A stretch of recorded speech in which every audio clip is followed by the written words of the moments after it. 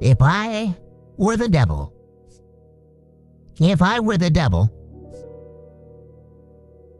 if I were the prince of darkness, I'd want to engulf the whole world in darkness, and I'd have a third of its real estate and 4/5 of its population, but I wouldn't be happy until I had seized the ripest apple on the tree. So I'd set about, however necessary, to take over the United States. I'd subvert the churches first. I'd begin with a campaign of whispers. With the wisdom of a serpent, I would whisper to you as I whispered to Eve, do as you please. To the young, I would whisper that the Bible is a myth. I would convince them that man created God instead of the other way around. I would confide that what's bad is good and what's good is square. And the old I would teach to pray, after me, Our Father, which art in Washington.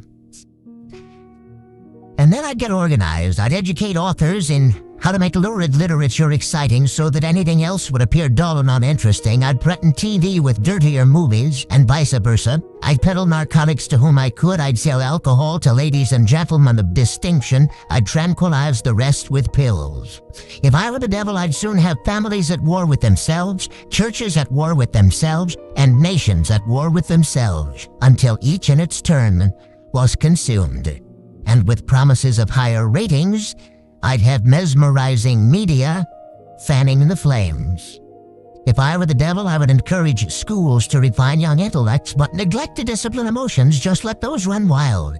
Until before you knew it, you'd have to have drug-sniffing dogs and metal detectors at every schoolhouse door. Within a decade, I'd have prisons overflowing. I'd have judges promoting pornography. Soon I could evict God from the courthouse, then from the schoolhouse, and then from the houses of Congress. And in his own churches I would substitute psychology for religion and deify science. I would lure priests and pastors into misusing boys and girls and church money. If I were the devil, I'd make the symbol of Easter an egg and the symbol of Christmas a bottle.